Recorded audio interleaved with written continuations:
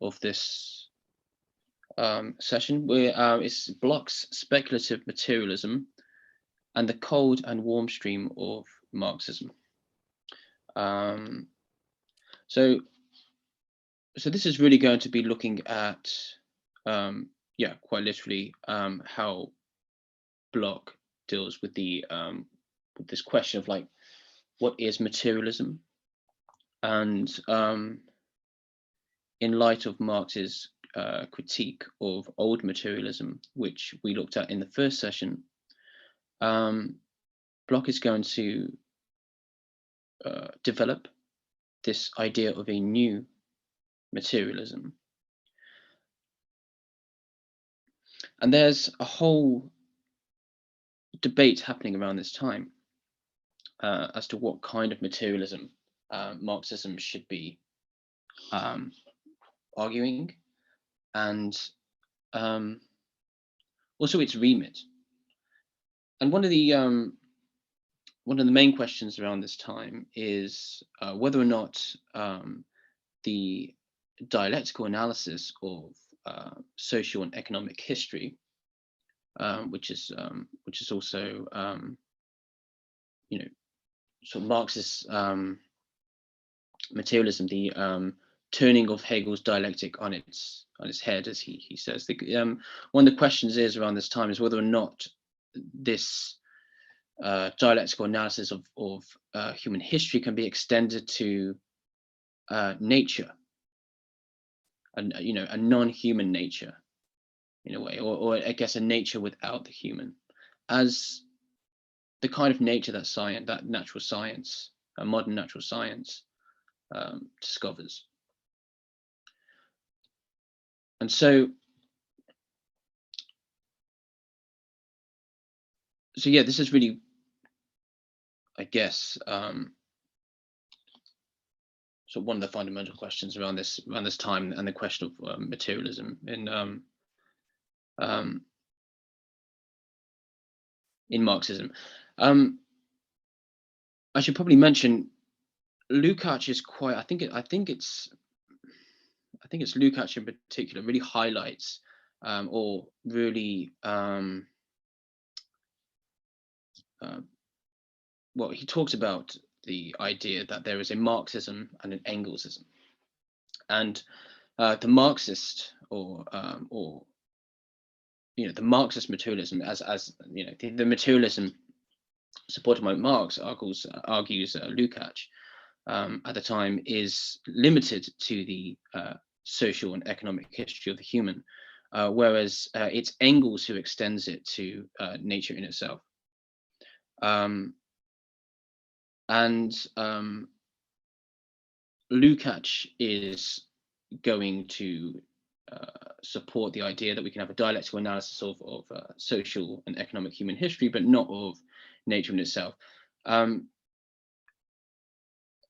Itai reminds me actually that Lukács does come back in a later preface to oh my goodness, I've forgotten what it's called. Itai, is it History and Class Consciousness? I've forgotten the name of the text. This is yeah, HCC. Yeah, yeah, and it's here that it's the 1967 preface. Yeah, and here Lukács actually kind of goes back on this, but I just want to look at what the virtue, I guess, of this dialectical analysis of nature is. It's presented by Engels. Well, it appears in a number of different texts by Engels, but perhaps most thematically it's taken up in the Dialectics of Nature, which is seemingly supported by Marx. I mean, Marx was also quite I guess excited and certainly supportive of Darwin's evolutionary theory. He writes to Engels about it and saying that more or less saying that this is I'm not sure if evidence is the right word, but certainly certainly in line with the materialism that he and Engels wants to develop, but it takes it in, well, it does so within the field of natural science, which, you know, Marx and Engels are not exclusively working with. And the Dialectics of Nature, this was, by the way, this wasn't published in Engels' time. In fact, it wasn't published until I think it was 1925 in the Soviet Union, and quite earlier actually. The manuscripts, which were finished around 1883, these manuscripts were passed on to Einstein, and it was actually Einstein who supported its publication. Although I don't know, I'm not sure if there's any necessary relationship between Einstein's support of that and the Soviet Union. But anyway, so the virtue of, well, Engels believes that the modern natural science of the time testifies to the idea that nature in itself, without the human, is dialectical, or is amenable to a dialectical analysis. And the virtue of this is really to, I guess, give more support, in particular, to ideology critique. If everything that we've, you know, if ideology critique and this idea of process and activity, if we limit this to the human sphere, then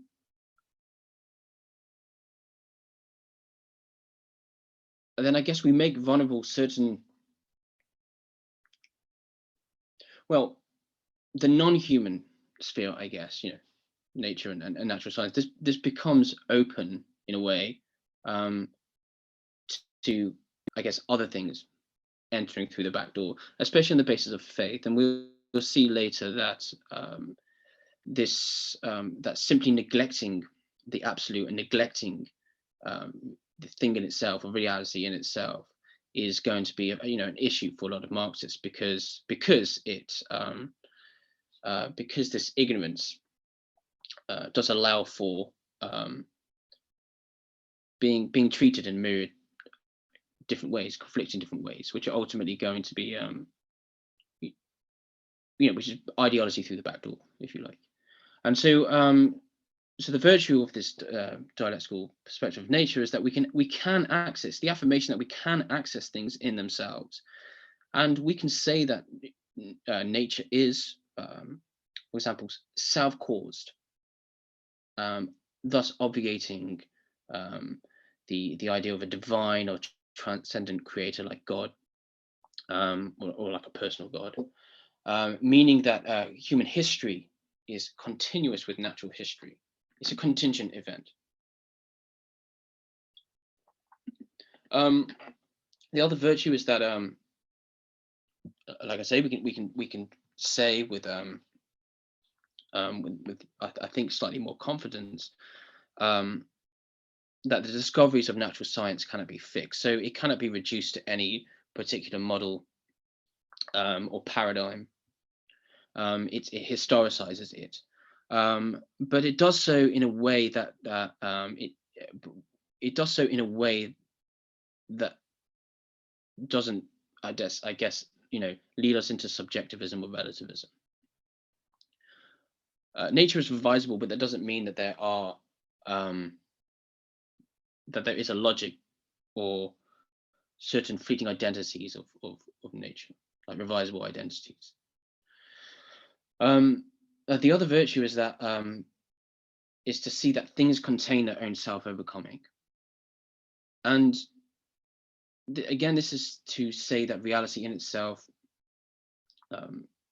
is a process, and that this process, this change, going from one thing to another, is intelligible. Engels will talk about this in terms of three laws to dialectics, if I remember rightly. You know, one of them is, I think, going from the quantitative to the qualitative. Things containing their own opposites, and I think the negation might be the third one. I didn't really want to go into those in detail, but I believe that these 4 points really sort of get at what's at stake, I guess, in these three laws. But I appreciate that this is that is perhaps quite a contentious argument to make. But so obviously this is bringing into question the status of natural science, and it seems to presuppose a realist theory of natural science. And this was supported by a lot of Marxists, but developments in modern natural science, and in particular the development within quantum physics, although certainly this was not limited to quantum physics, developments in biology also put into question a realist theory of science. Vitalism, for example, I would say, really brought into question the extent to which conceptual knowledge, or whether the extent to which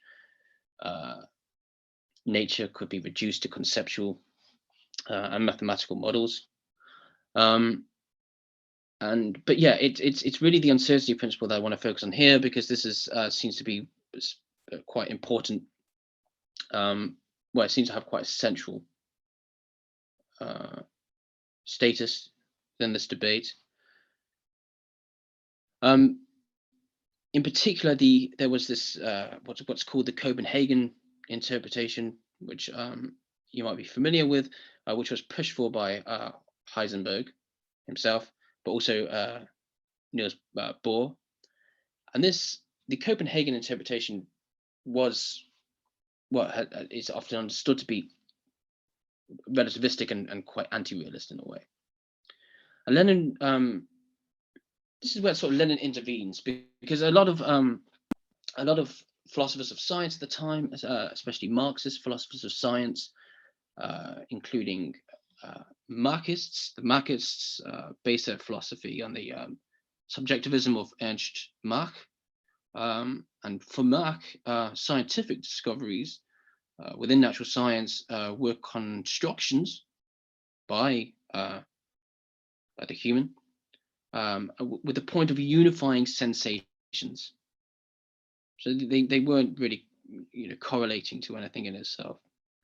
And the Russian Marxists, such as Bogdanov, who was a Marxist, believed that this subjectivism of Ernst Bloch was actually consistent with Marx's emphasis on the on human activity, on sensuous human activity, to use Marx's own phrasing here.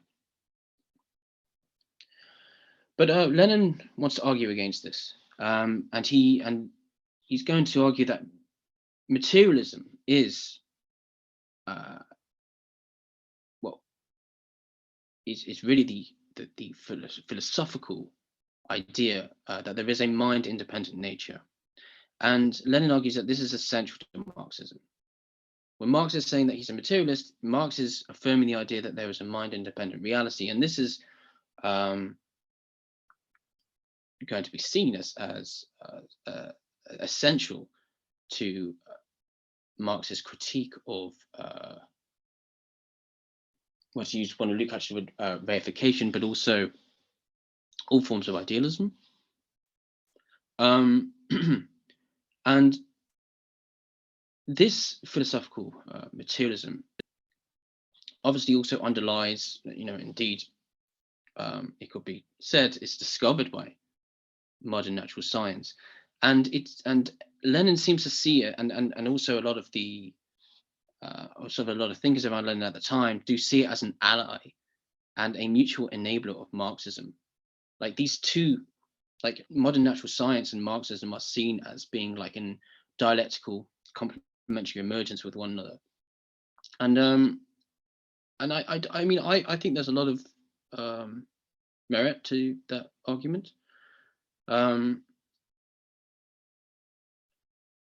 Lenin wants to suggest that if we if we forego the idea that we can have knowledge of this mind-independent reality, in other words, if we forego the idea that we can say with certainty that this mind-independent reality exists, but also if we forego the idea that we can actually have knowledge of the specifics of this mind-independent reality, then we forego the possibility of objective knowledge. And Lenin's quite clear about this. If we want to have objective knowledge, we have to have realism.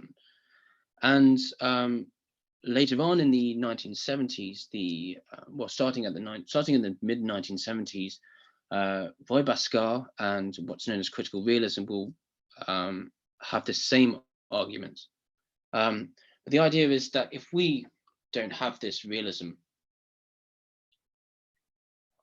to support our objective knowledge, then we permit what Lenin calls fideism, which is a term that will be used by Constant Meillassoux in After Finitude. And fideism is really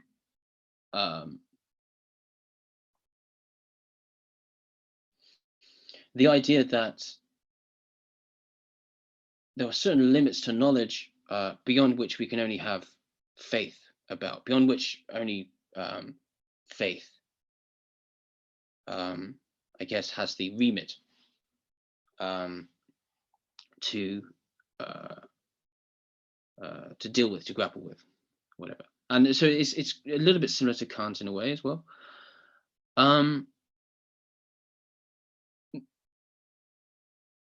Mechanistic materialism. So perhaps some of you might have a better way of explaining mechanistic materialism, but the idea that there are immutable or repetitive mechanisms within nature that determine, in particular, that determine human activity, is seen as a bad philosophy of natural science, because it, at least as it's conceived at the time, it doesn't really allow for its own revisability, which Lenin largely sees as being quite central to modern natural science. But this mechanistic materialism is not the fault of natural science itself. It's the fault of a certain philosophy of natural science. And I think this is one thing that Lenin really wants to emphasize here. Dialectical materialism, on the other hand, largely supported by Engels, is seen as a superior philosophy of science because it can account for science's revisability and self-correction, as we just went through. To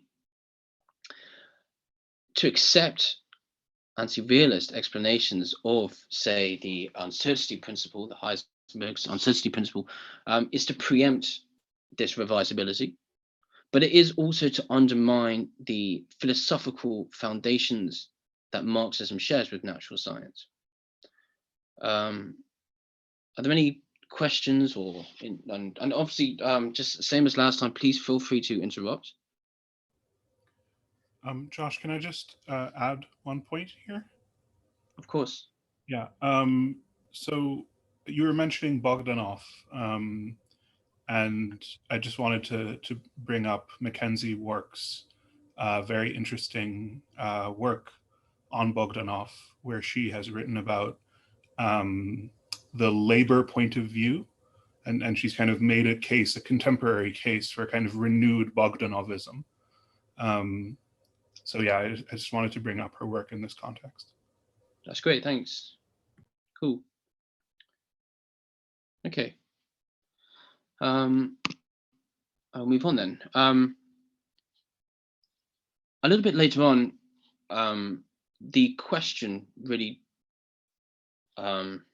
despite Marx's critique of mechanistic materialism, so-called mechanistic materialism, a debate sort of happens within the Third International, or the Comintern, during sort of like around the 1920s, which incidentally, it is around this time that Engels' Dialectics of Nature gets published in 1925, as I already said. But it's around this time that although Lenin's scientific realism becomes party doctrine within the Soviet Union, there's this debate as to whether or not a mechanistic or dialectical philosophy of natural science is best. And this is where it's around this time that Bloch is thinking about matter. So there are assumptions here, right? And I think Bloch is going to subscribe to these assumptions. A lot of the assumptions of party doctrine, although it should be said that Bloch is not an Bloch is in no way orthodox or in no way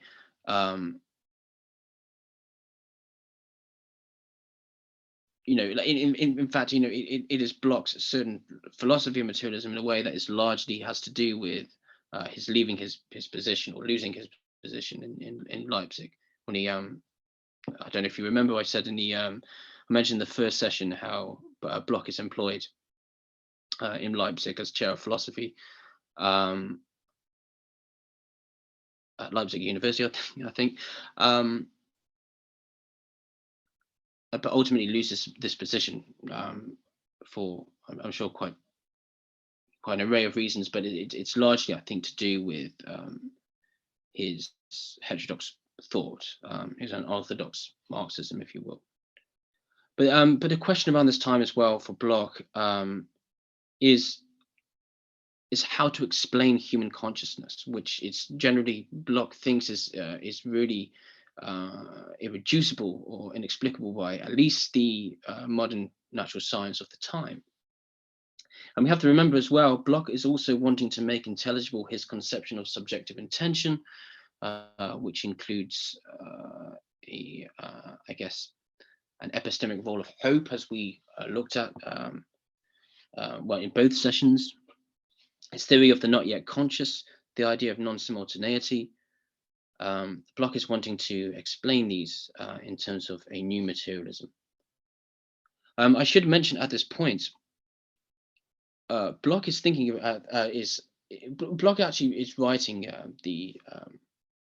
his book on materialism called Das Materialismus Problem between 1936 and 1938. Which I believe is correct me if I'm wrong, I believe that's a similar time to which Stalin arbitrates this kind of debate between mechanistic and dialectical philosophy.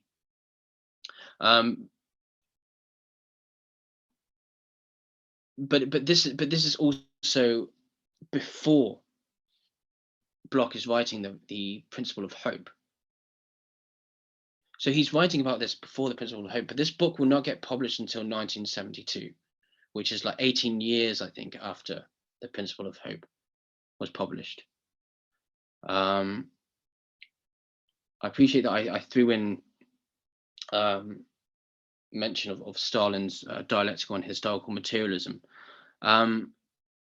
It's generally seen to have blended sort of dialectical and mechanistic accounts of matter, but it's seen as having like an unacknowledged bias towards mechanism because of its, I think, largely because of its emphasis on immutable laws, and this is seen as enabling or at least supporting his 5-year plans. I don't know if anyone has a little bit more knowledge on this who might want to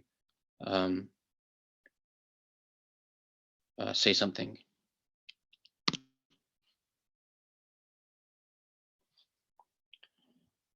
Okay. So I think there are some assumptions that Bloch makes. I think Bloch's realism is partly accounted for in a way through. I think Bloch does subscribe to. Bloch certainly subscribes to Engels' Dialectic of Nature to a certain extent. Bloch is also going to be critical of this. We might get time to look at that. But he is subscribing to the idea that we can have a dialectics of nature, and he is largely subscribing to Lenin's philosophy, less so Lenin's reflection theory. But Bloch is also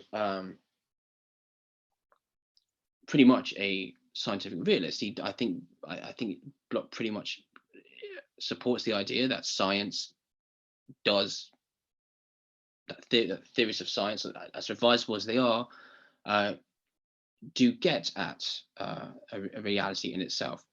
I should mention here, there's a book by Catmoir. I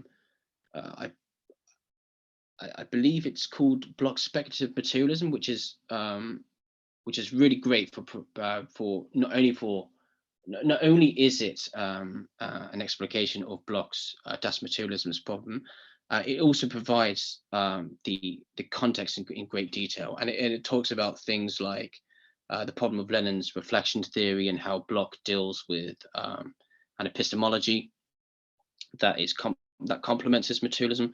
We won't really be able to go into too much detail about the epistemology side of things, but certainly I will. I'm going to obviously try my best to talk about the materialism side of things, but there will be some. There are some things that Catmoir will talk about in Das Material in a book on Bloch's speculative materialism that aren't really covered in the text that we've looked at. They're not really dealt with in detail in the Principle of Hope, or even in the Avicenna text so much. But I might sort of try and bring this up where possible, where I think that it's necessary to shed light on what Bloch is talking about.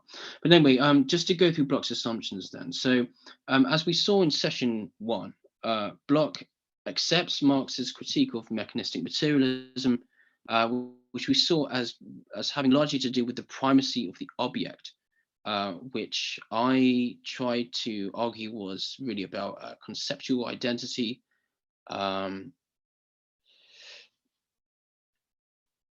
But you might recall this is also, for Bloch, the philosophy of the new. This is Marx's most, I think, largely Marx's most significant intervention is this idea of this concept of the new. And the new, because the new is so tied for Bloch to human activity, it needs to be understood as being necessarily related to human praxis and the ability to change the world through labor. And we will see this, Bloch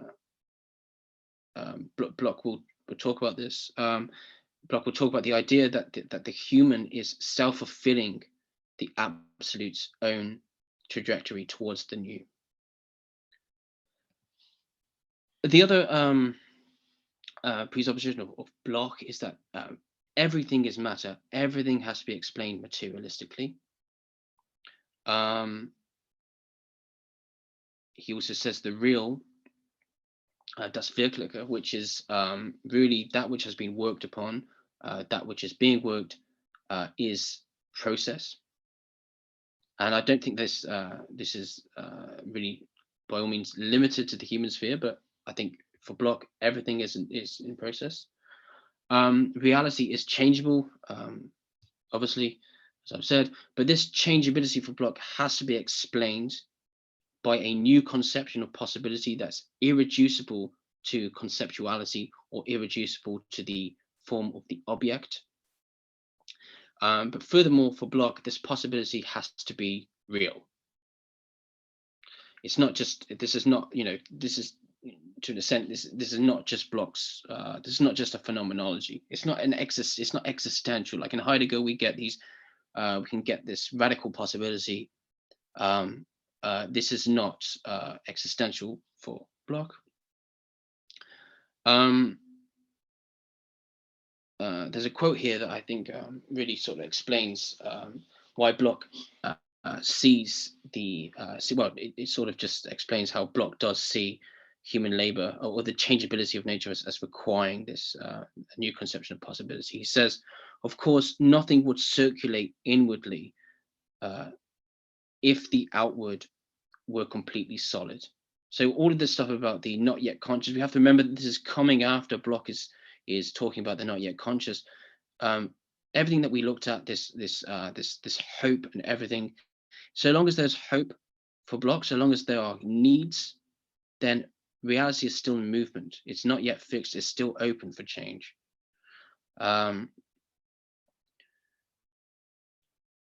Okay. So a part of this, part of Bloch's materialism is largely going to be his, largely going to have to do with his conception of possibility. And Bloch's definition of possibility is this: it's everything that is only partially conditioned. And the implication is, and Bloch will state this explicitly, there is such a thing, there is a possibility of reality being fully conditioned, and this will be the utopian end, where reality is fully mediated with human desire, or desire might not be the best word, but with human interests, and we will have achieved this humanization of nature, naturalization of man.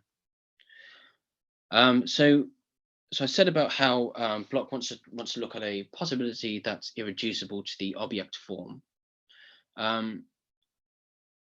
So let's look at these two kinds of possibility that Bloch assumes. So there's the possible and of the object form, the objectively possible.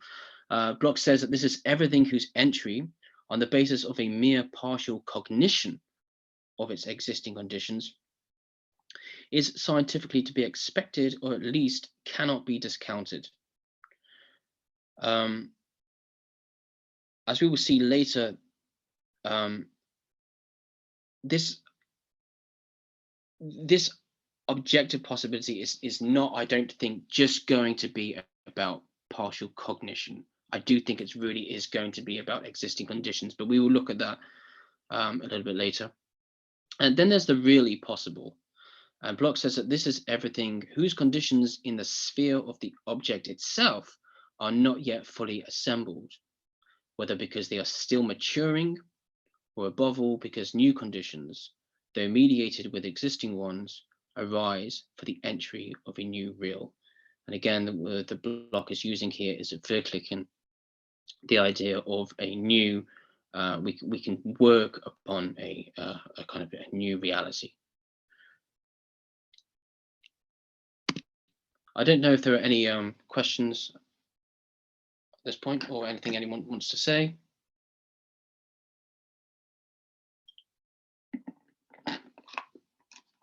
So for Bloch, so long as we have this real possibility, well,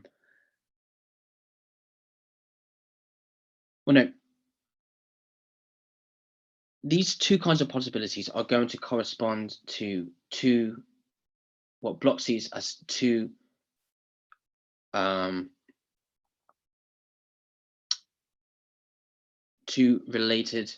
necessarily related aspects of Marxism. A cold stream of cool analysis, sober analysis, and knowledge of historical conditions, and then the warm stream of enthusiasm and of hope that those conditions could be better, that new conditions will emerge, and so on. Bloch says that unexhausted fullness of expectation shines upon revolutionary theory practice as enthusiasm. Strict determinations which cannot be skipped over demands cool analysis, cautiously precise strategy. The latter indicates cold, the former warm red. This is Bloch's first introduction of this theme. And the cold stream, this cold stream, as I said, it really is about these historical conditions. So it's not just about cool analysis, right? Because cool analysis or knowledge, it's going to be knowledge of something real. In this case, these historical conditions, and these conditions is really about how it's really about time. It is time that conditions what would otherwise be quite radical possibilities of the new. And there are, and this idea that we can't reduce possibility to what we have known already, it does come close in a way to David Hume's problem of induction, right, to a certain extent. But Bloch is going to want to have a dialectical view of the new. We will look at this later in relation to Bergson, hopefully, if we have time, and if there is enough appetite for it. But for Bloch, this whole issue around like the billiard balls thing, I don't know if you guys are familiar with David Hume's problem of induction, the billiard balls thing. Do let me know. But this idea that the laws of nature, I guess, could just suddenly radically change, and if I hit a billiard ball, perhaps force doesn't go from my cue to the ball and knock it sort of in a forwards direction. That the opposite could happen. The force could come towards me and my cue could split in half or something like that. For Bloch, these sort of like such radical possibilities are really unlikely to happen because time conditions. Time really conditions what is possible. Bloch says that on the path to the new, we must usually, though not always, proceed step by step. Not everything is possible or can be implemented at any time. Absent conditions not only hinder, they also block. And this is really important. Conditions both enable and they both block. And I hopefully will go into that in a little bit more detail because I think this is quite important. This is quite important to Bloch's conception of causes, of causality. And again, this emphasis on time, Bloch says that this critical caution determines the speed of the path, and this is really Bloch thinks that the merit of this critical coolness. He thinks it's really important. Like, this is great. This is, Marx's discovery of historical conditions is really, really important. It's what corrects us of our Jacobinism. And we touched upon that in the first session, but it's really, I think Daniel was probably better at explaining it than I was, but we talked about how the Jacobins and Berfin in particular wants to implement a certain, I guess, equal distribution without economic conditions really being significantly or sufficiently developed.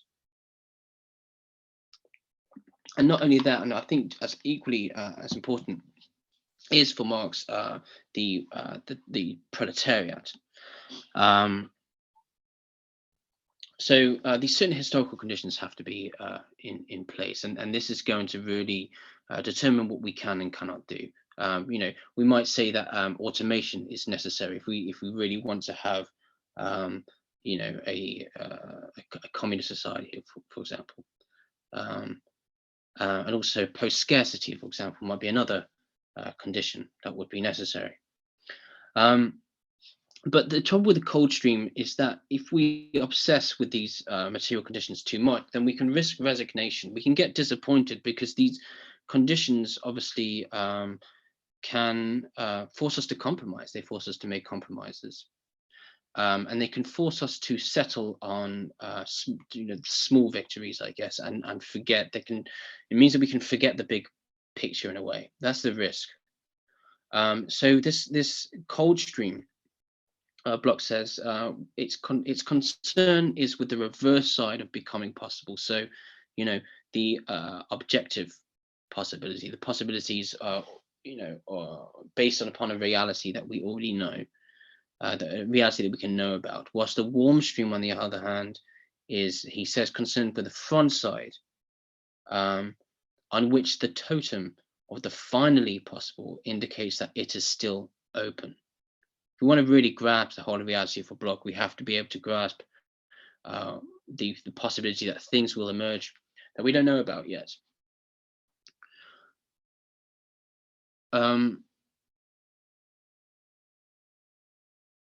So again, this quote here, I will read it out. Existing decisive conditions teaches conduct on the path to the goal, whereas the utopian totem fundamentally prevents partial attainments on this path. from being taken for the whole goal and from obscuring it. So this idea that these partial attainments could be taken for the whole goal, this is quite similar to some of the things that we said about ideology, which takes some of the ideas that have already developed in the society as already being complete and requiring no more development, no more revision. So as I've already said, Bloch thinks that these two aspects, they always go together. However, they are distinct. We have to make sure that we can make a methodical distinction between the two. But they are related to one another, like that which cannot be deceived and that which cannot be disappointed. So the cold stream is really about ideology critique. It can be upsetting. It's like Hegel's way of despair. However, the idea that despite disappointment, so long as reality is still open, we can still hope for betterment. We can revise the certain ideas that were a little bit deceptive, but were nevertheless had what we had a certain utopian surplus, which we looked at last week, which can be salvaged. Okay, are there any anything anyone wants to say at this point? Because this is this is sort of one of the core themes of this session.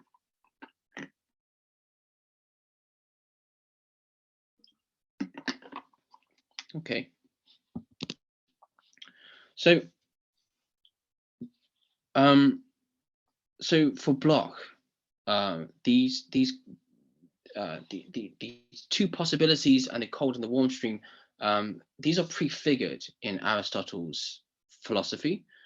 I think Bloch has in mind Aristotle's metaphysics here, the potentiality actuality text.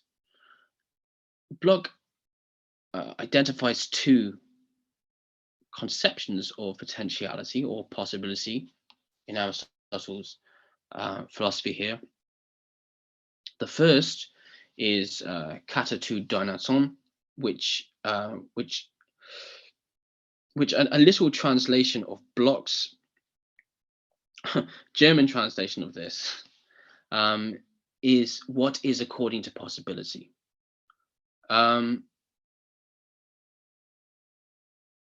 The German itself is already quite a confusing translation of the Greek, and there is some debate as to how this should really be, how we should really think this, how we should really translate it.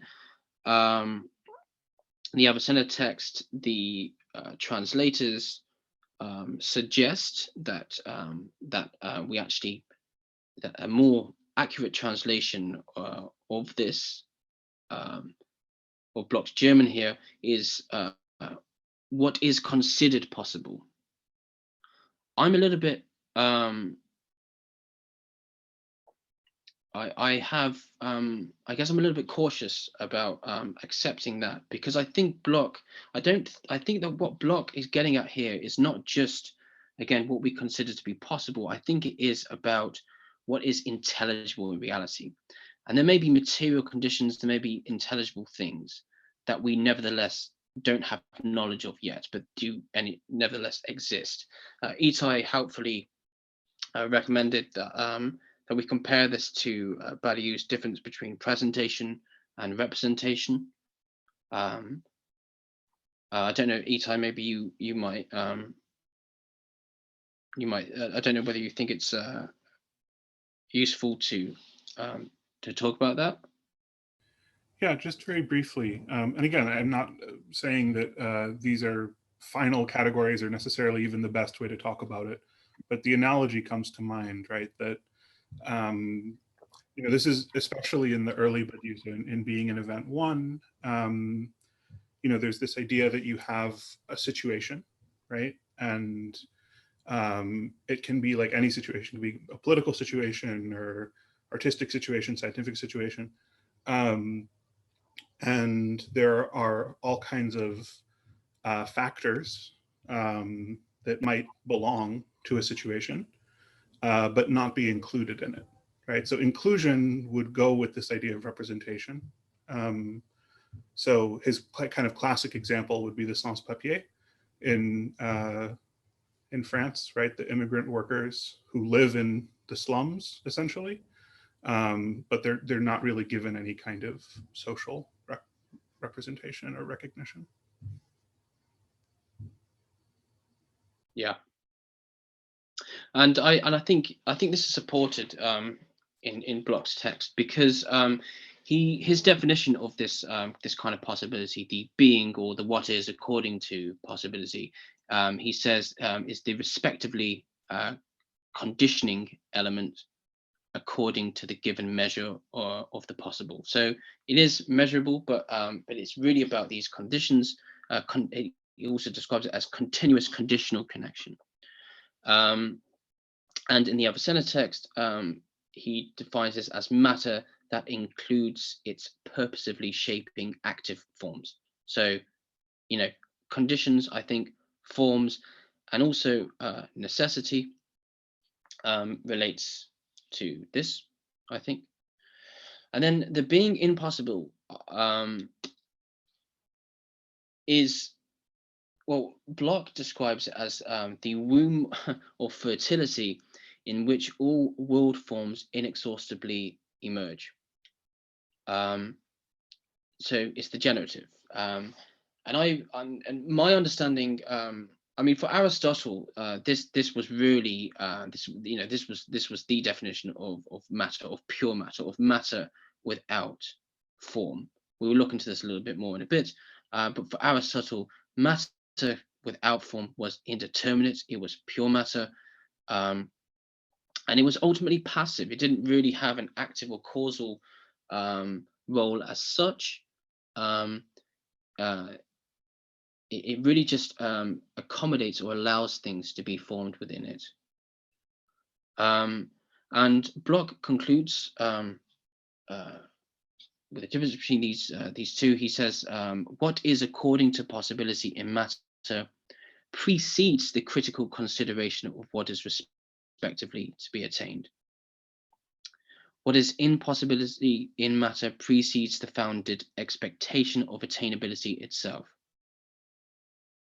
So again, what is according to possibility, it really does seem to suggest this idea that it's about conditions or forms within reality that are intelligible.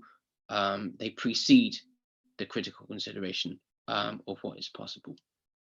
So I think it kind of supports my understanding, but perhaps not. Yeah.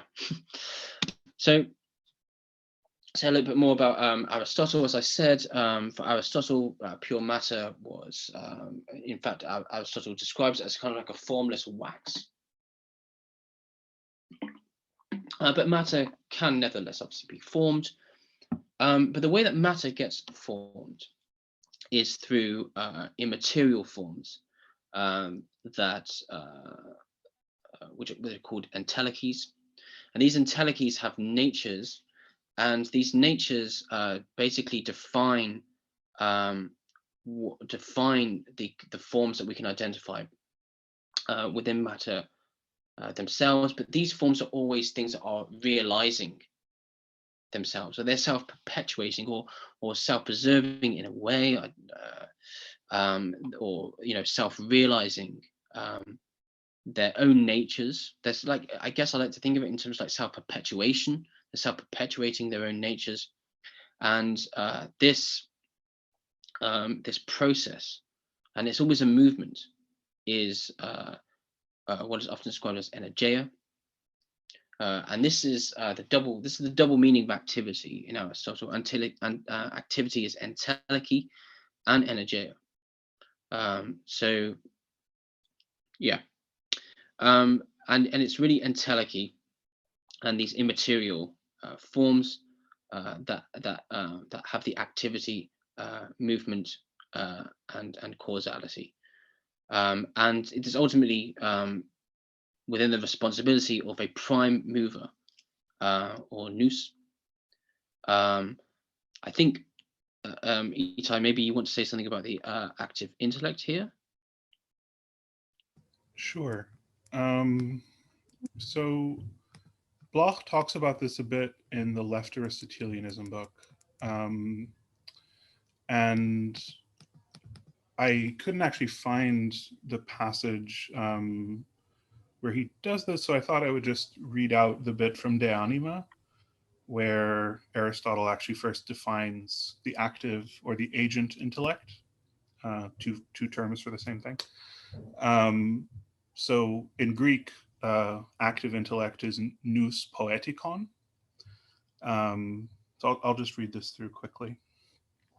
Since in all of nature something is the matter for each genus, while something else is their cause and is productive by producing them all as a craft, does in relation to the matter it has fashioned, necessarily these same differentiations are present in the soul.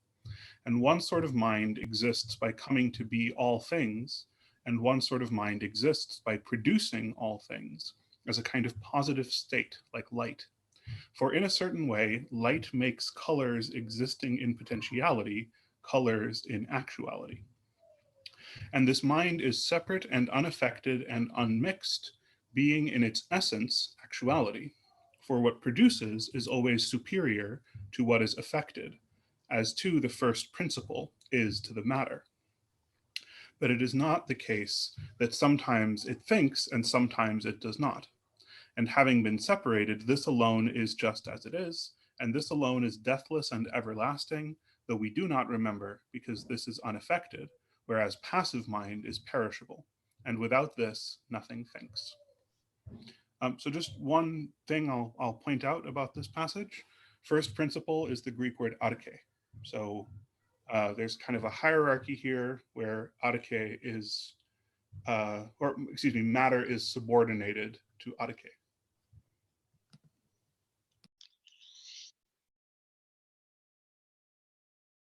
Yeah. Thanks, Itai. Okay. So in a way, Ibn Sina, this is the other name for Avicenna, or at least this is a Bloch sort of intermittently sort of uses both of these names in his text. So Ibn Sina actually retains this hierarchy to a certain extent that Itai is referring to, but limits, in a way, limits the hierarchical or active immaterial element, and then ultimately expands the passive element, which is given to matter. And in Ibn Sina, as Bloch tells us, matter gets seen as being as eternal and as necessary as active form, but we might think of this as saying that God has to have a body.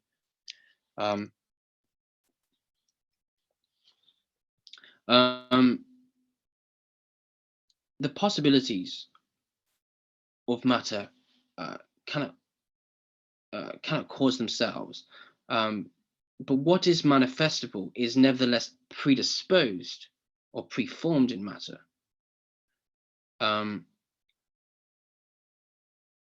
So these forms are no longer immaterial entelechies existing outside of matter as such. They're preforms within matter. They are potentialities within matter themselves.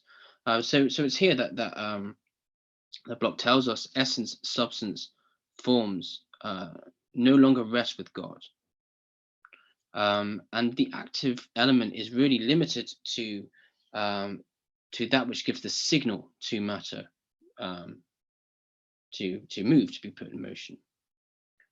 The other thing that Bloch talks about is how all new forms, everything that emerges in reality, is no longer, I guess, through divine intervention so much. All new forms are those which must be the product of past mixing forms.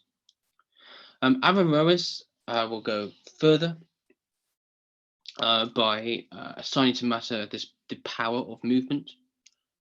The power, I guess, this signal is now given to matter itself, which within Aristotle was limited to these immaterial entelechies, and ultimately the prime mover. And then Giordano Bruno will go even further by assigning matter its own power of causality, and this and this suddenly and we should remind ourselves that Ibn Sina and Averroes are theologians, and ultimately heretical, seen as heretical theologians. But Giordano Bruno, as Bloch sees it, suddenly completely obviates the monotheistic God. It's still, I think, pantheistic, but obviates this personal God, this single prime mover. Bloch describes it as the sublation of divine potency itself in the active potentiality of matter. But in Bruno, all of matter's possible future forms are preformed, and then Bloch is going to argue against this with his concept of the new. Of course, for Bloch, reality has to be capable of creating new things that are not preformed in it. Again, this is really about his concept of the not yet conscious. I guess for Bloch, Bruno gets at gets at an unconscious, but it's an unconscious of amnesis of memory. We remember these preformed forms, or matter does anyway. So just to overview then, to give an overview of Bloch's materialism. In Aristotle, as we've seen, forms which are ultimately immaterial are active.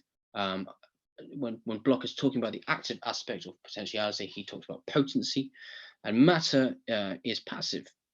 And for this passive aspect, Bloch uses the word potentiality, or at least this is how it's translated in the Principle of Hope. But my understanding, and this could be wrong, and feel free to contest this. But my understanding is that Bloch wants to he wants to swap these around, so that forms now, as these material conditions, become that which accommodate new powers, or new powers to materialize. These new conditions, these conditions are like hospitable in a way. The Ibn Sina describes it as adducing, as a form of reduction, which is about adduction is about bringing something latent. It's manifesting something latent, and Bloch will use this language of latency. And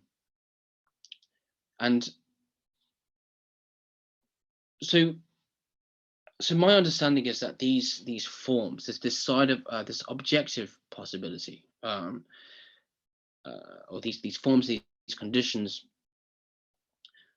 which are intelligible, they are not alone causal.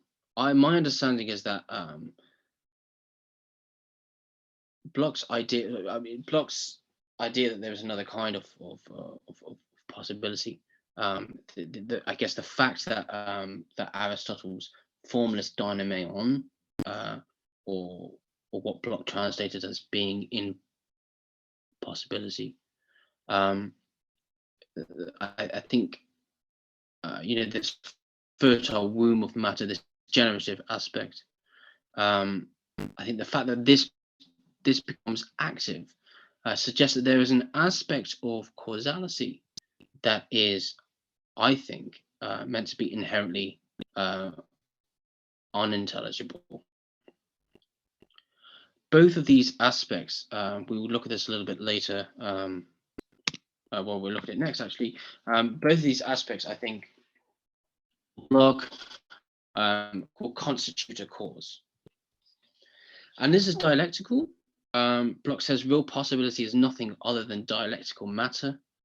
real possibility is only the logical expression for material conditionality of a sufficient kind on the one hand, for material openness, and this is unexhaustedness of the womb of matter on the other. We'll look at this a little bit later as well, this idea that, that this womb of matter could be exhausted. It seems to be this idea that there is a resource there, a power, I guess, that has to be exhausted, or as Bloch says, fully conditioned or fully mediated. And I think, I believe that this could be, in a way, the aspect of Bloch that is comparable to some of these sort of like vitalist new materialisms, which in the Avicenna book, if you read the introduction by the translators, they talk about this. They compare Bloch to Deleuze. They compare they talk about Bloch in relation to Jane Bennett, and Capmois also does this as well. So yeah. So you may have read the bits in the reading where Bloch goes through 4 kinds of possibility. The second to last one, before Bloch gets to this idea of real possibility, he talks about the fact-based object-suited possibility as it's translated. And my understanding is that this is really about what we saw last week in relation to the not yet conscious, where if we encounter limits within reality, the imagination acts to I guess imagine certain ways of overcoming this problem, and this is like a fundamental aspect of labor. An image comes to mind. That image then the labor then, or the human then tries to realize that image or realize that plan. I think that Bloch is associating this with the potency of dynameion. Again, this I really should have come up with a better way of maybe of codifying this aspect of possibility. But hopefully you remember the dynameion is again this womb of matter, and you know, so Bloch would associate this aspect of matter with our daydreaming, with the not yet conscious, and Bloch uses the word ferment to describe both of these things, both the subjective human experience of daydreaming, this aspect of matter, which I think is a formless aspect of matter, a formless kind of like power or potency of some kind. And the way that these possibilities come about is through relations between facts. But these relations, which give rise to new possibilities, they are not themselves factual or reducible to the objective. Bloch says the fact-based possible does not live on the insufficiently known, but on the insufficiently emerged conditional grounds. It therefore does not designate a more or less sufficient knowledge of conditions, but it designates what is more or less sufficiently conditioning in objects themselves and in their factual relations.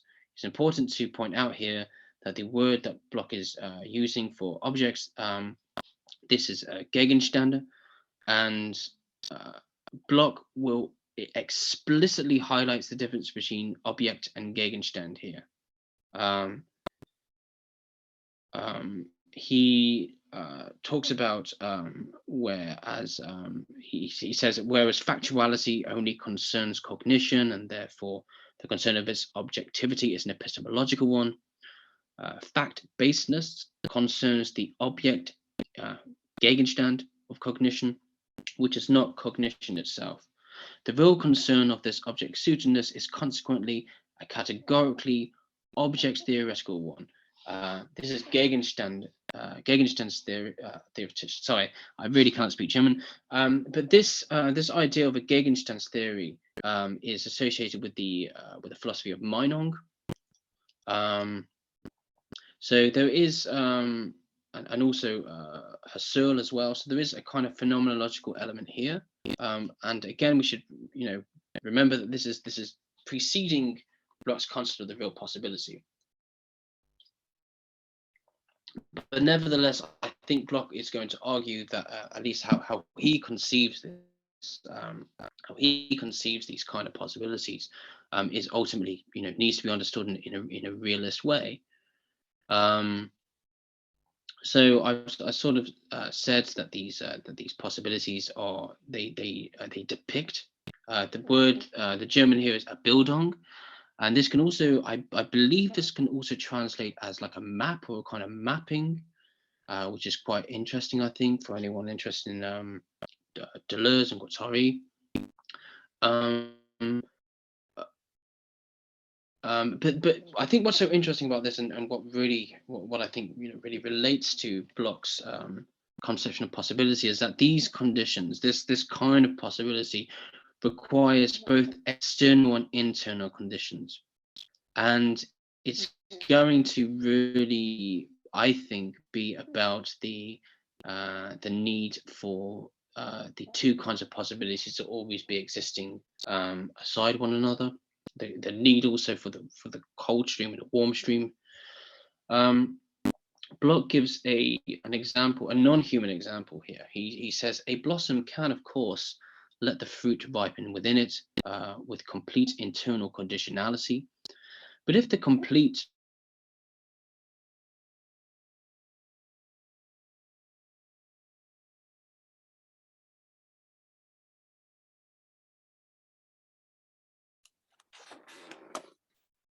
Josh, we lost your audio.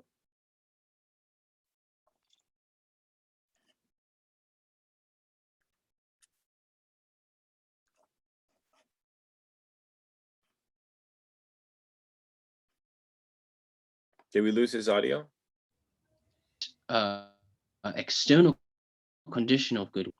I think this quote here is like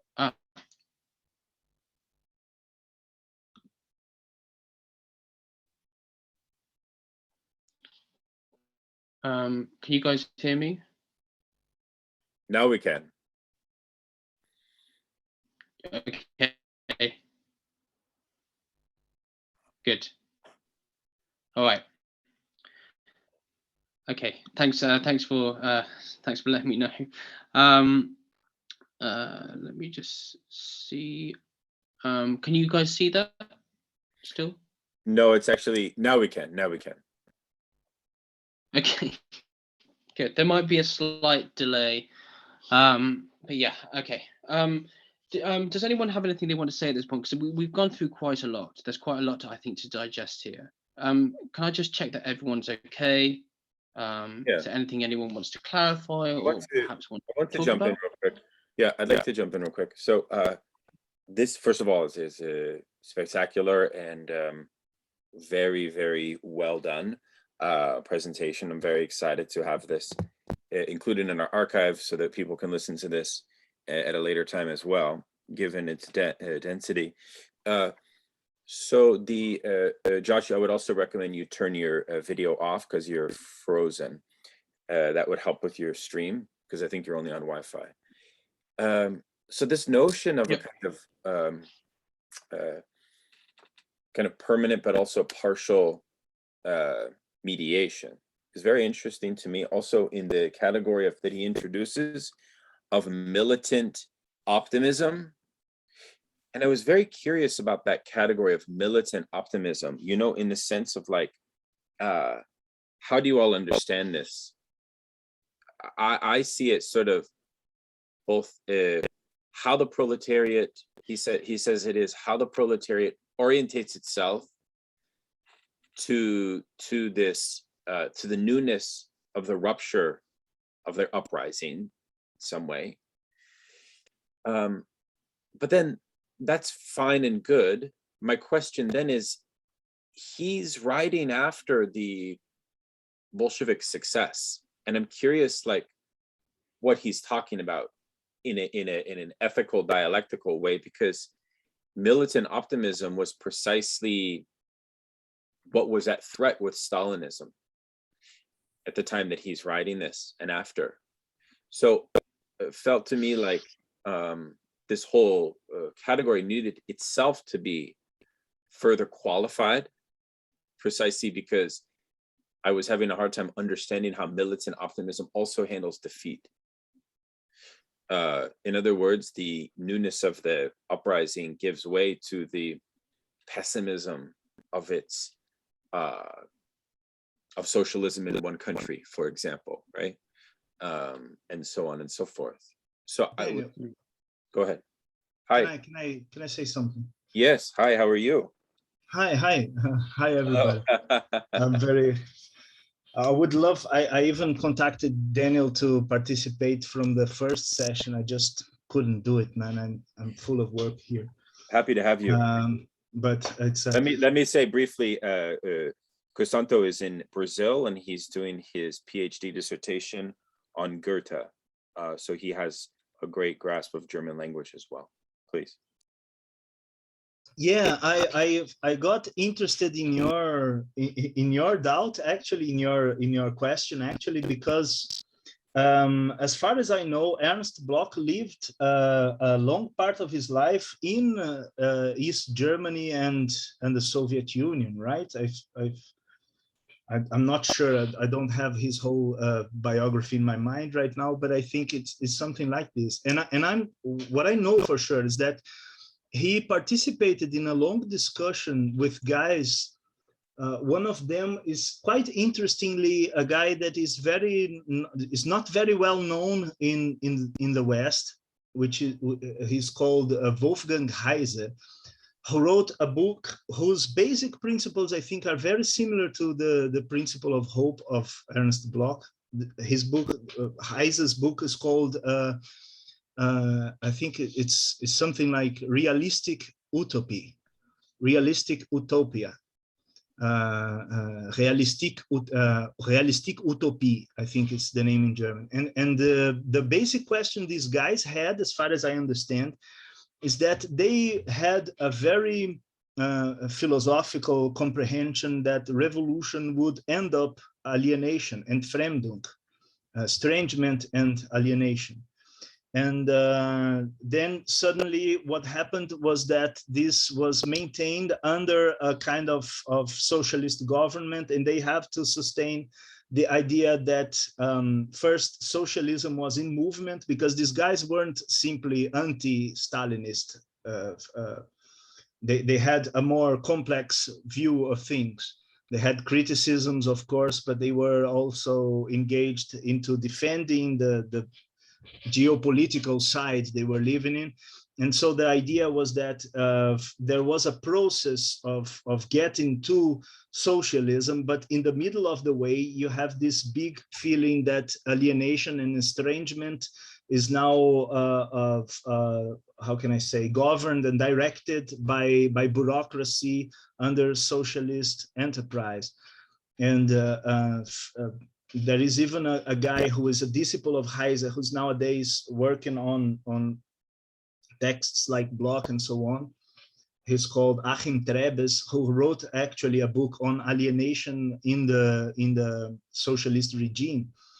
And I think it's something that goes along this line, right? The idea that militance has not ended, and progress within socialist situation is still foregoing, is still going on. I think it's something like this. Josh, what's your reading on the section of the reading you had us do for militant optimism? What was your impression on this? I mean, I think my issue is that I love the term so much that I'm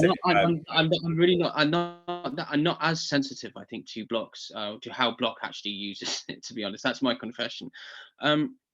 I do think that it is possible that that the way that Bloch conceives it is perhaps a little bit like, well,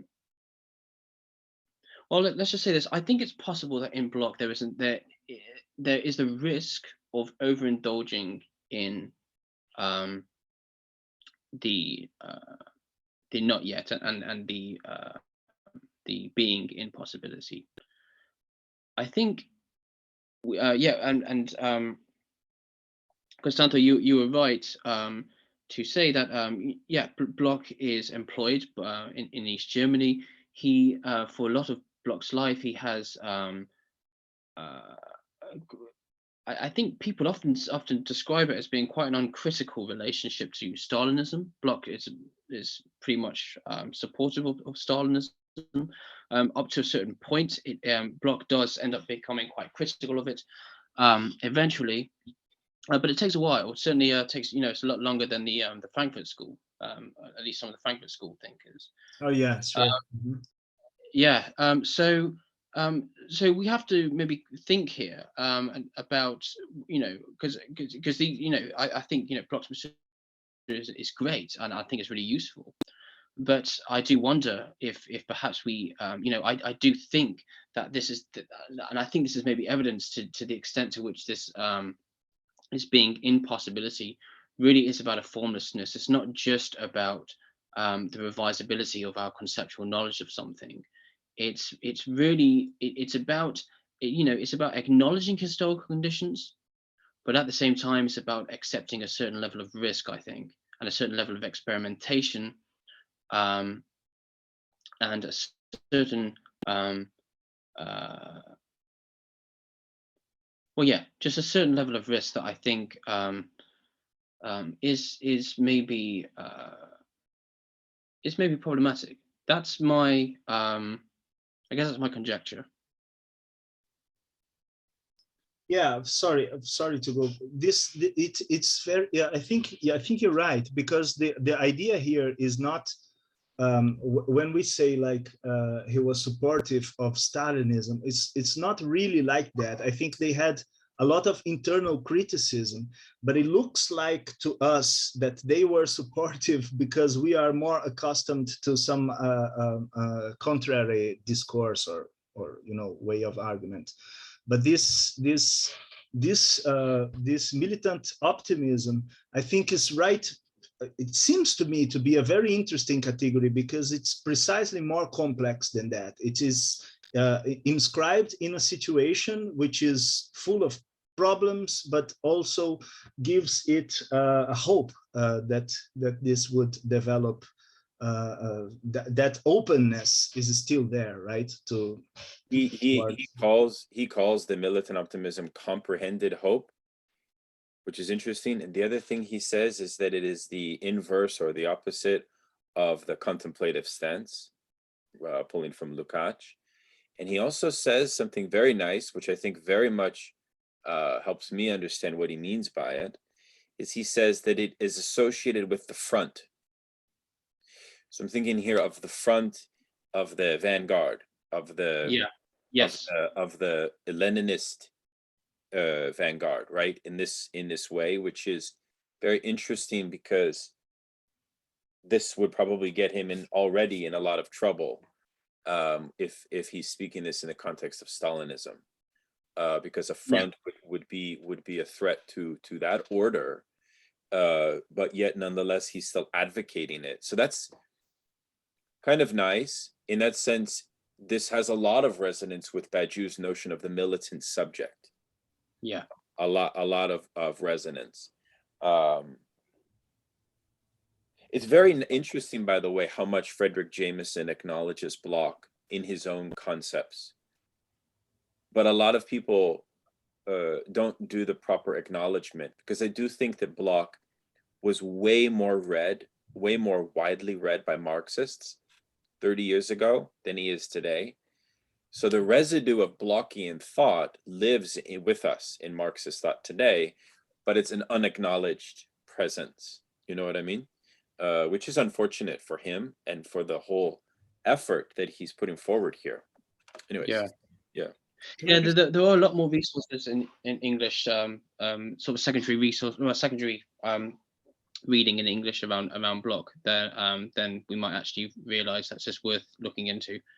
But sorry, someone was about to say something.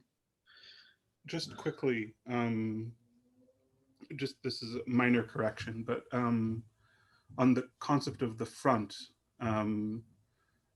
Stalin does have a concept of the front, right? So there's a distinction between the popular front and the united front, right? And this is one of the like main distinctions between Trotskyists and Stalinists, right? Is that for I might be getting some of the details on this wrong, so please correct me if someone knows this better than I do. But if I remember correctly, for Stalin, it's a front of everyone against the fascists, right? Whereas, and that's the popular front. Whereas for Trotsky, it's a front of leftists against the fascists. And these are two kind of fundamentally very different strategies, and they depend on the fact that Stalin has this analysis of like social fascism, which kind of motivates a lot of his thinking. That's helpful, and he's not really qualifying. He's saying it in a philosophical category, is he not, in the text? So it's not being deployed as a strategic political specific, as far as I can tell. So maybe you're right, Itai, that it's not actually a threat to Stalinism per se, because the term's more broadly taken up. That's a good point.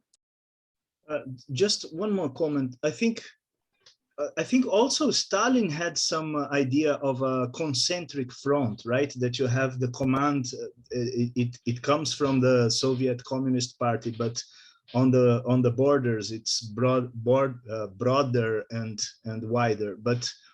But I also think of the front as a very geographic standpoint, because this idea of hope and militant, what's the term? The militant optimism is also very much related to the idea that Berlin was the German front, and after the Second World War, it became the center of intellectual Cold War. So you had kind of this dispute in the heart of Berlin of two alternatives of history and of future, but also of Marxism in a sense.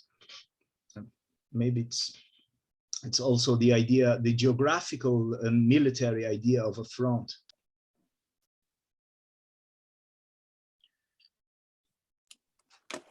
If I could just add something. Of course. Yeah, Daniel mentioned Fred Jameson, and I'm so glad you mentioned that. I literally just happened to be leading a reading group on postmodernism among some of my friends. And yeah, rereading that text, having now read Bloch, it's impossible to not be cognizant of, the similarity between their projects. I mean, so much of what Bloch is talking about, how there is no concept of history from where he's writing from. And where else does postmodernism come from? From exactly this appreciation that there is no future, like history is over, right? So I just wanted to highlight that.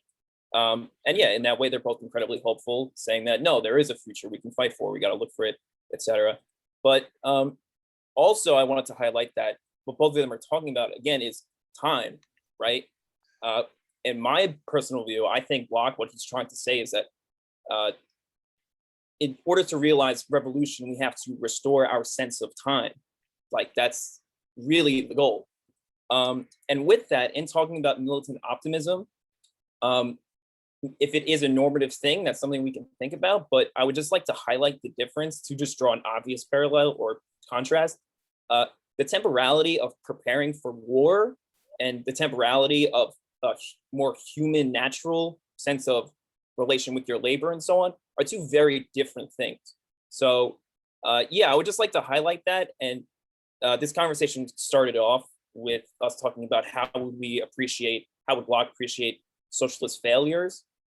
And I guess I would just like to sum up in finishing that it can only be a failure in proportion to how far away we are from this natural sense of time that we are supposed to have. So yeah, I've already said enough, so. Mm-hmm. I wonder if the front also refers philosophically to the novum that he's speaking of as well. The new thing, right? It's a term also having to do with the materialist. It's a materialist reference, maybe, as much as it is a political praxis reference to the notion of the front broadly construed. Yeah, because the notion there is that the vanguard of the front, irrespective of the political contestation over that term, has the unique positionality in relationship to the newness of the situation and all of that. Absolutely. Wayne Hudson, which is a really good early English secondary, an early English sort of commentary on Bloch's philosophy as a whole, defines the front as I can't remember how he defines it exactly, but it's more or less described as a juncture. Yeah. And yeah, for sure, it really is about the human itself being matter, like being the absolute most advanced aspect. It's on the sort of the nose of its it's right at the, literally it's at the front of its advance. Yeah. And there are connotations with the front line here. Certainly a lot of the secondary literature that I've read will often make this association. I also feel like when I read Bloch, I wonder,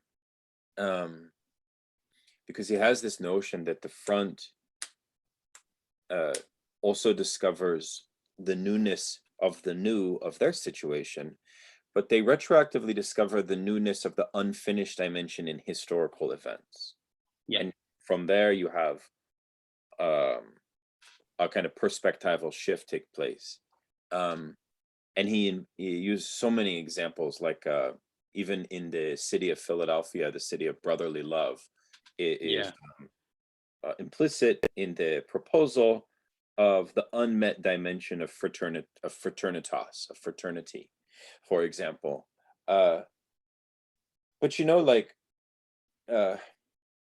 historical promises and things of this nature also become saturated. So it's not true, in my opinion, that not every, but it's not true that in each node of historical marker do we find this kind of futural dimension open. There are dead aspects of the past. So my question is, what's the phenomenological kind of concept that Bloch presents that can differentiate between the deadness of a past form and the possible aliveness of it? Does this make sense to you? Yeah. Yeah, I mean, it's a difficult one. I've kind of thought about this as well. Like, what is not salvageable, right? And I mean, I think that's the question for Bloch, right? Yeah, it's I mean, I think Bloch does have a way of qualifying what counts as new. So I guess what is salvageable of the past, like what is new in the past, what is the utopian surplus of the past, I guess can be qualified against this conception of the new, which he ultimately defines in terms of the ultimatum. I don't know if we want to maybe talk about that, and then we can reflect on whether or not that sheds light on. That looks oddly like the answer to my question right here, my friend. Should we talk about it then, and then see what see if unless anybody else wishes to intervene, please. This has been a great. Please feel free. This is fabulous, though. Yeah. So yeah, Bloch defines the ultimatum, and this is really about the end, and this is literally an end of history. I think for Bloch, it's not to say that things will not keep happening when this end of history is achieved, but I think it really is more or less, he describes it as exhausted potentiality. We looked at before. He talks about the unexhaustedness of the dynamion of and the reason why it's unexhausted is because it's partially conditional. Reality has to get to a state of being fully conditional.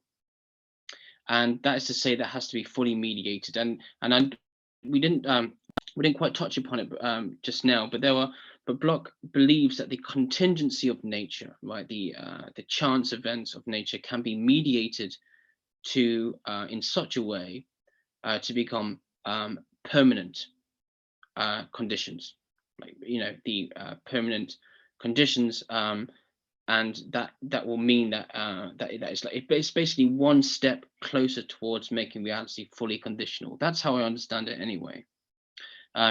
He describes it as a contingency at its highest level.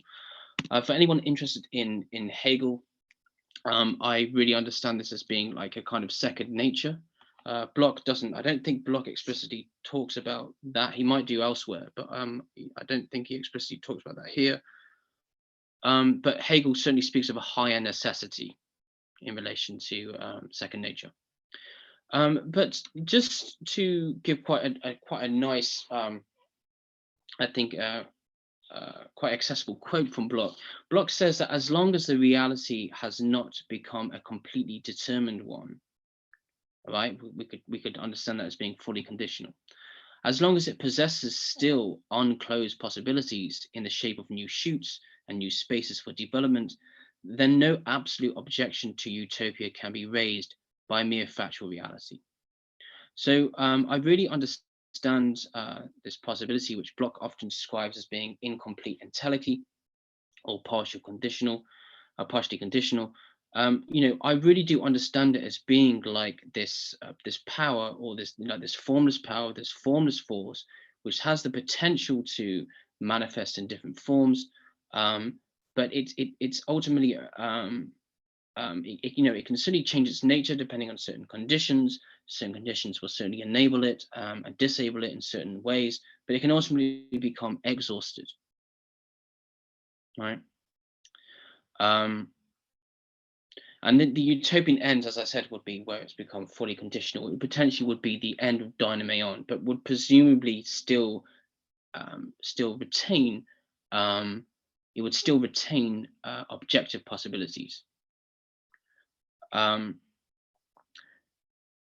But however, because human labor cannot mediate everything at once, right? Because this is historical, because as Connor and also as I talked about as well, because time is a factor in this. Labor can only partially condition things. It can only partially mediate things. And so a lot of contingency is left over, right? It is a contingency. It's just a higher contingency, as Bloch says. So there is a possibility that disaster will happen, and the possibility of extinction is still open in Bloch's thought. Bloch says, in process there is either death without hinterland despite human work, or there is, by virtue of human work, realism of the ideal in its operation. Right? Tertium datur translates as no third possibility. It's really is an all or nothing situation. Like, that's what the future holds. We should remember as well that the ultimatum is measured in terms of naturalization of man, humanization of nature. So there's lots of qualifying elements in Bloch. That I don't know if that sort of helps out with your question or the problem that you present to us, Daniel.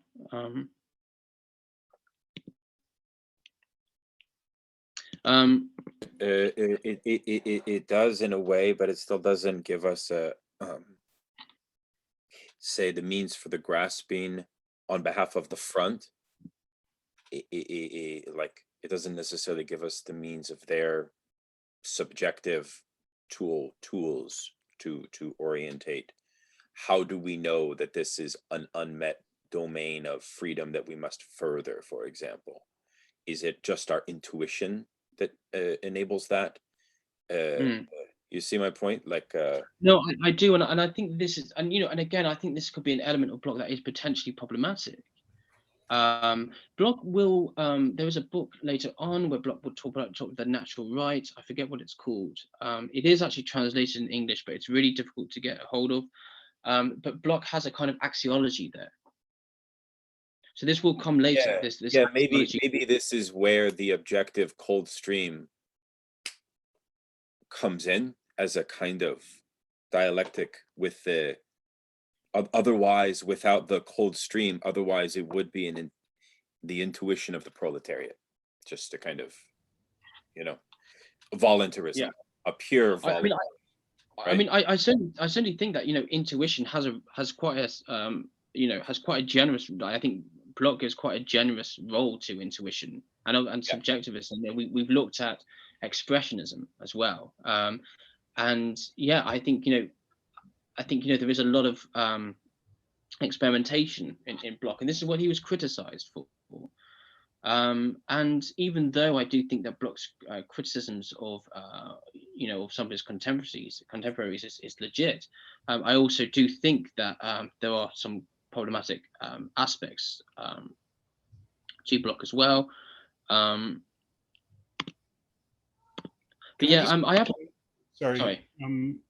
Just very, very quickly, I think this question will return for the fourth session, because I think ultimately, at least the way I read Bloch, the criterion for differentiating what is alive and what is dead is ultimately going to be an eschatological criterion.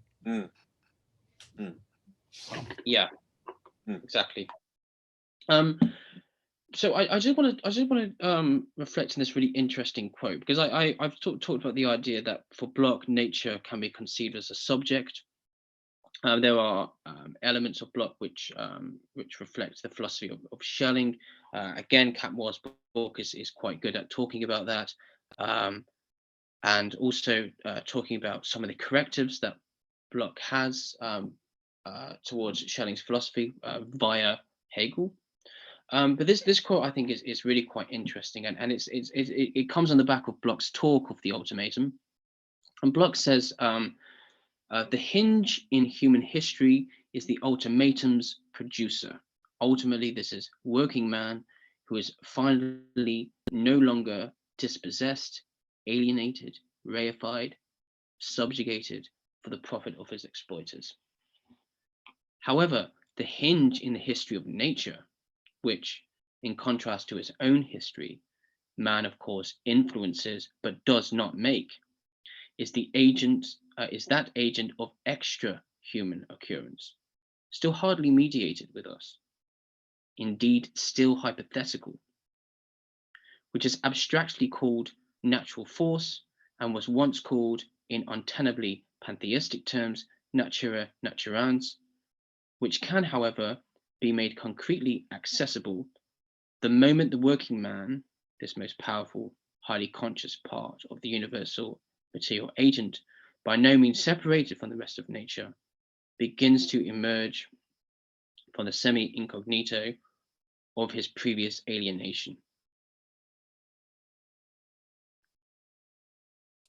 Wow. I mean, it certainly is a very enigmatic statement, but quite interesting. We suddenly have the idea that nature as a subject, which seems to be presupposed by Bloch, is described as hypothetical, for example. There really is a lot here that I think is quite interesting to think about. But I really do think that Bloch understands nature as a subject. I think when he's talking about the nature being sort of like, I think when Bloch is talking about an agent of nature as being hypothetical, I think he's talking about what he sees as early and perhaps immature ways of conceiving this through things like force. And I think that for Bloch, ultimately, it is through the proletariat and through the working man. Once we have a conception of an agent of history, then that can be a condition of possibility by which we can then conceive of an agent within nature. I think this is kind of what Bloch is getting at here. Is there anything because there's a lot to say there, and it's quite an interesting idea. Is there anything that anyone wants to say about that?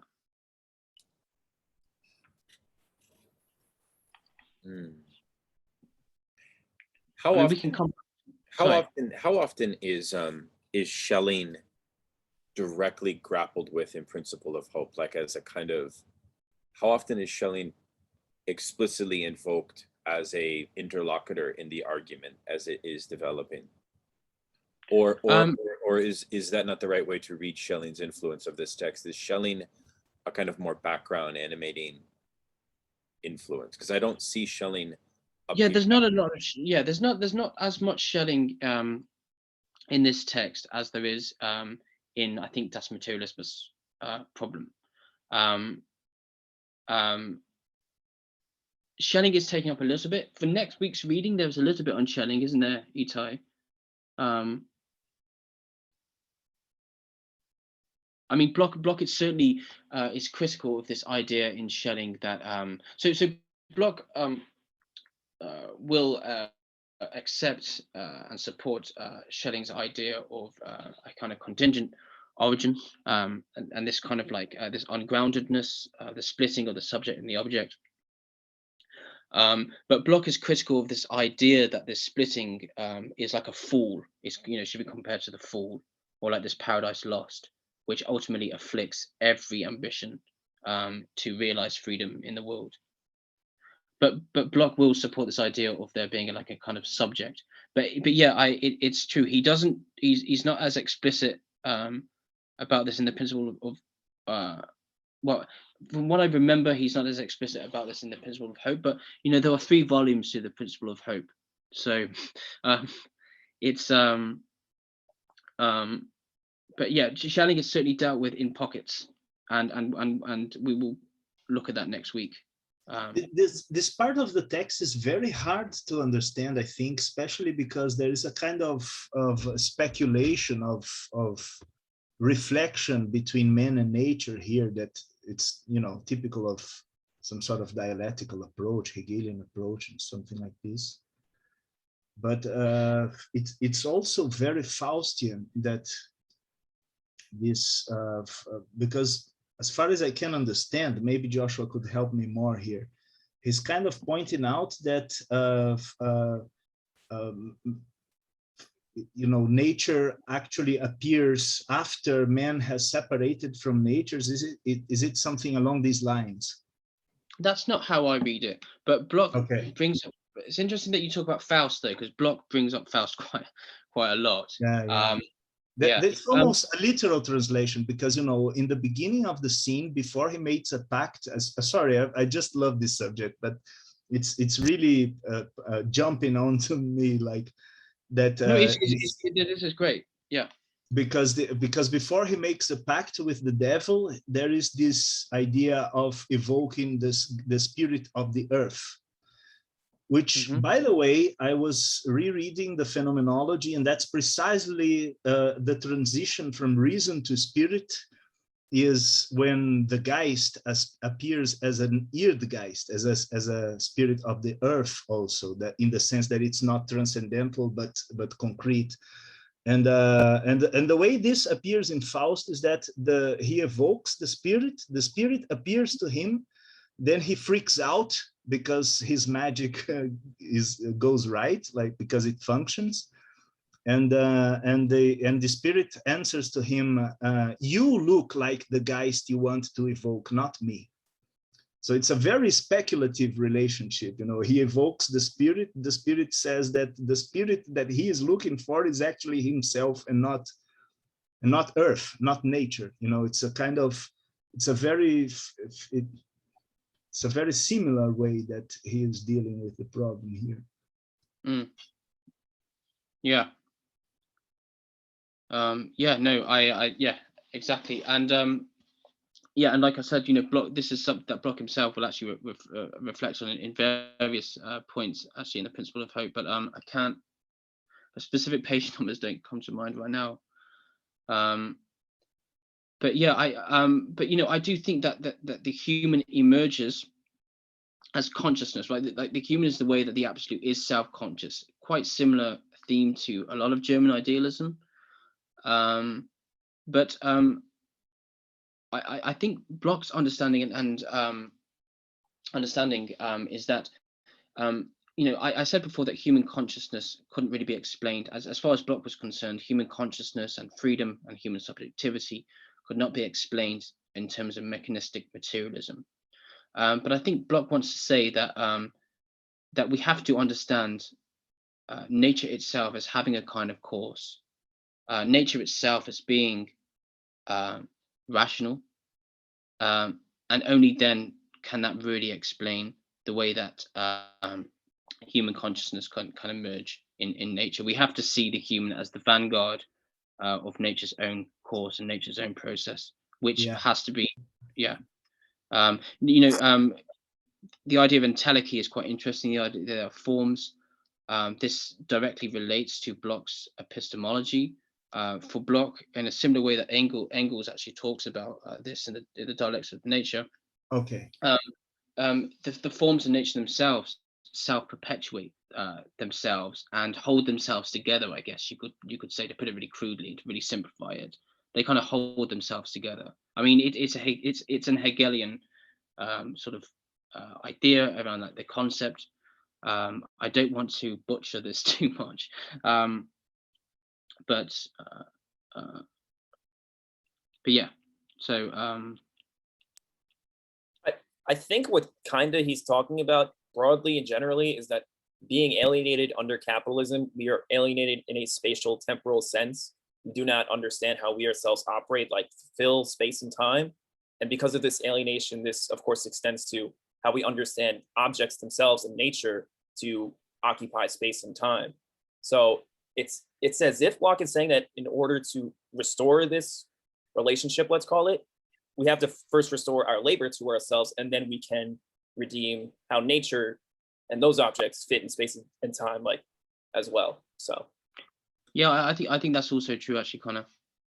Sorry, was that Connor who just spoke then? I'm starting to recognize voices.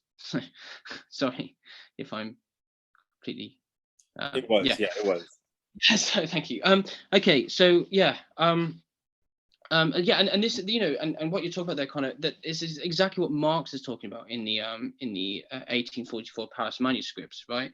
If we want to have an unalienated relationship to nature, then we need to have an unalienated relationship to one another.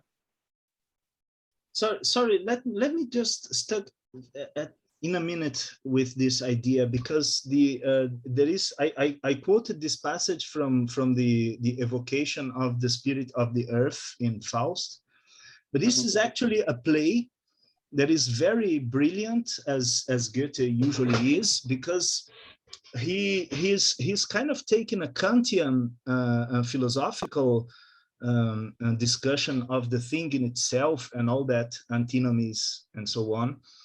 Goethe is doing this because you have other poetic images that came historically before Goethe, like for example Camões and the Lusíads, the epic Portuguese character of the navigations and so on.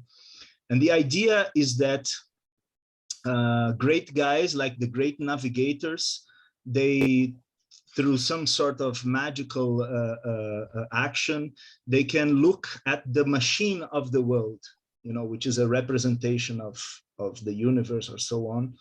And by looking at it directly, they can understand how the world functions, and so therefore they can dominate the world. And this is a very Renaissance theme along many sides, especially the original Faust, which also evokes the devil by drawing some sort of alchemical map of the universe that he can understand. And so which is, by the time of Goethe, it was already something stupid, not stupid, but something impractical to understand, not only because the thing in itself cannot be looked at directly, but also because scientific concepts and the idea of nature had become so abstract that there's no image to look at it. Understanding is more conceptual than imagetical. And well, all this I'm saying is in the context of poetics and how Goethe understood this, but also with a look into German idealism and how this was developing to a new concept of the man as the center of this speculative relationship. Mm.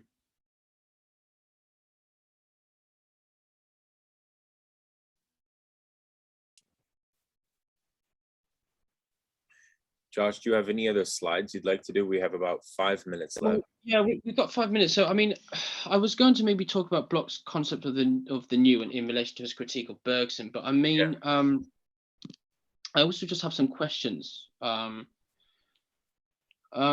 think we've kind of touched upon some of these. I mean, one of my main questions is this, and I think it won't really take too long to really sort of go through this. But if the what is according to possibility, if this is about intelligible conditions and forms, right? It's not just about what we know, but what is intelligible within reality that already exists, and we might just need to recognize it or realize it.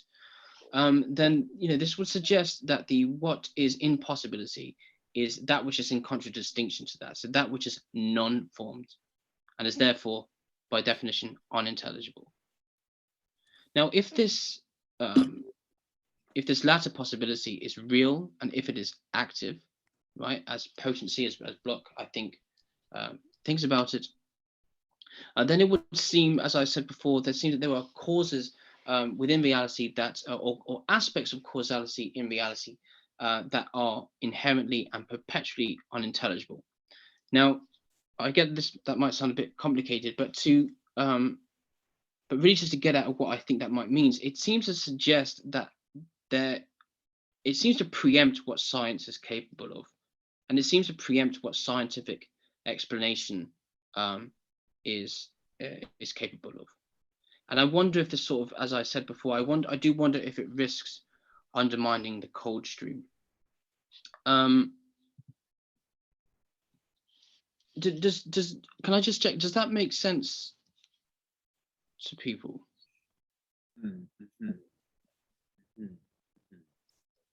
Yeah. So I mean, sorry. No, you can go ahead. No.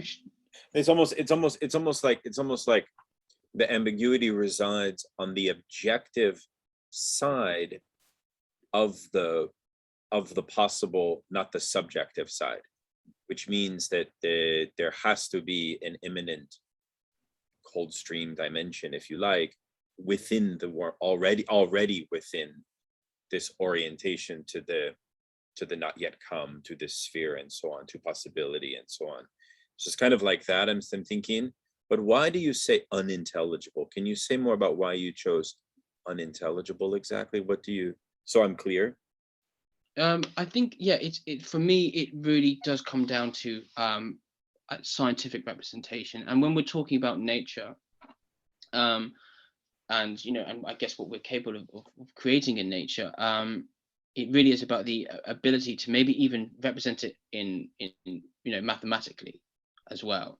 I do think Bloch is quite clearly, does want to, is quite clearly arguing against the idea that that everything is reducible to mathematics. Sorry, but I guess for me, I think that what Bloch can at least say, I think the most that Bloch is really permitted to say is that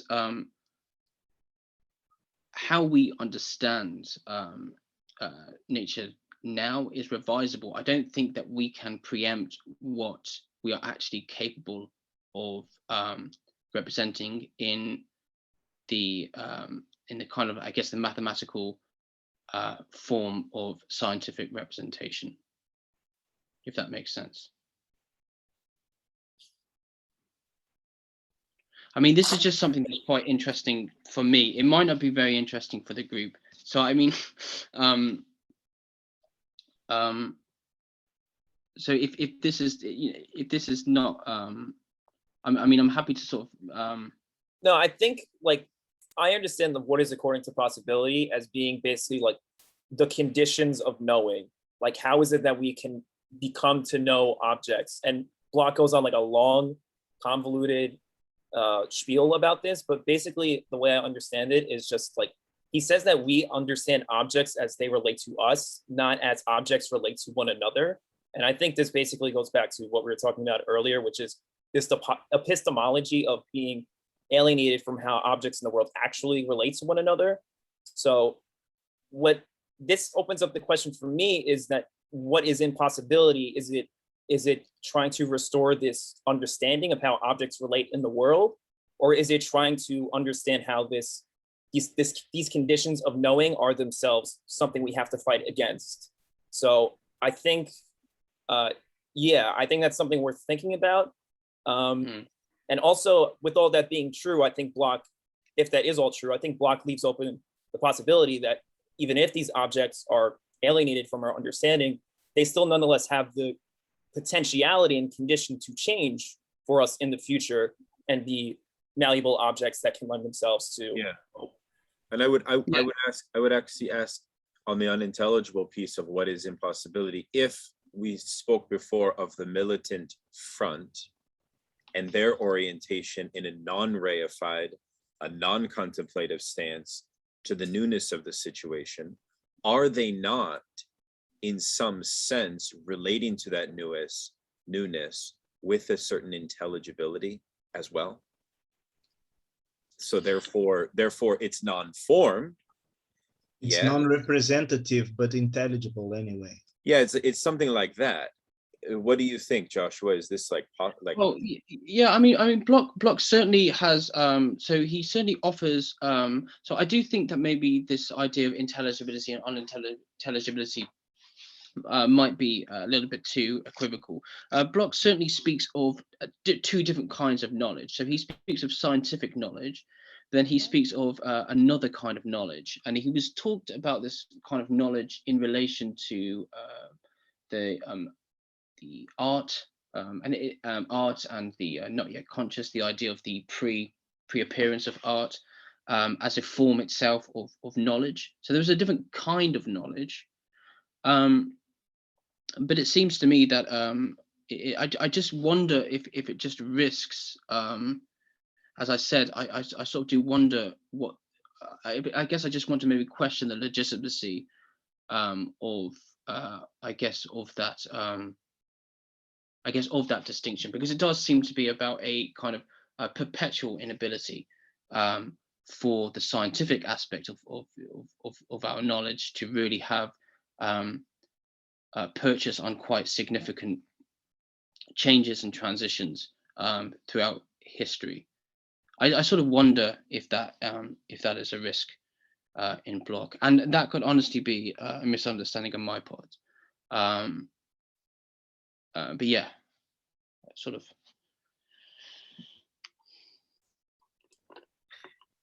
Well, you've given us a lot to work with, my friend. This has been fabulous. And a nice way to, I think, kick off our reading for next time. Would it be useful, since folks have taken probably a lot of notes, one thing we haven't done, which we should do for our final session, is share maybe the collected notes document where folks can throw questions that are unresolved that came up in prior sessions, as well as the next session, into the collected notes document. Would that be all right? I can email it if folks would like to. Now I'm having one of those crazy moments where I can see my reflection. You'll have to stop sharing the screen so I can Sorry. Stop this narcissist moment. How is that? Much better, thank you. Is that okay? Should I share like a Google Doc so we can all kind of throw our thoughts onto it? Would also be interesting to see if anybody plans to do any research on Bloch after this group, so we can stay in touch on that prospect. If anybody plans to like write an essay or something of that nature. And for next time, our reading, just quickly, just as a reminder, let me share. Okay. Oh, no, sorry. Okay, here it is. So we have the Absolute and Eschatology. We're going to look at the essay Karl Marx and Humanity in the text on Marx, pages 16 through 46. And then we're going to look at Utopian image trace in realization, Egyptian and Trojan Helen. That's 179 through 195 in The Principle of Hope. And then we're going to look at a few page excerpts from Schmidt's Marx and the Concept of Nature. Can you say something about why you assigned Marx and the Concept of Nature, and just what you want us to focus on in that book or in that text? I think it's the concept. I think it's Schmidt's critique of Bloch's conception of salvation. Perfect. But there are some. It just happens to be there are some sort of other things that Schmidt will critique. He will just criticize. You like that Schmidt book? You like it a lot? It's good. I think it's good to have as a resource. I think it's good to read. It's good to know. I kind of accept certain aspects of Schmidt's critique. But then, I do think that Schmidt really is quite sensitive towards some of the risks with Bloch that I think are there. And I think the other thing that's important about the Schmidt text is that it's going to touch upon some of the ecological implications of what a naturalization of what a humanization of nature would be, what a naturalization of the human would be as well. So if you don't have time to read the text, because I appreciate there's a lot of reading, and I'm sure that everyone has other stuff that they're doing. If you don't have time to read that text, I think that's absolutely fine. We should definitely focus on the Bloch. But if you do have time and you would like to talk about it, then I think that would be good. I think it's also just, like I said, it's just good to know that critique exists as a resource. It's in addition to Habermas's critique of Bloch, it's one of the sort of significant critiques out there. So it's just good to know about. Did we put Habermas's critique? Is that available in the folder of our? It's not. But we can circulate it. That might be nice. Yeah, I would like to see that. That's interesting. As we try to grapple with Bloch. Okay, Josh, this was a magnificent session, and I really love everything about it, especially all of this revisitation of like the Marxist materialist debate. All this stuff is really, really well presented. So thank you for that. No, that's great. Thank you so much. Any final comments? No? Okay. Be well. Great to see you, Costano. We'll hopefully see you next week, Thursday, same time. Cool. Adios, everyone. Peace out. Bye.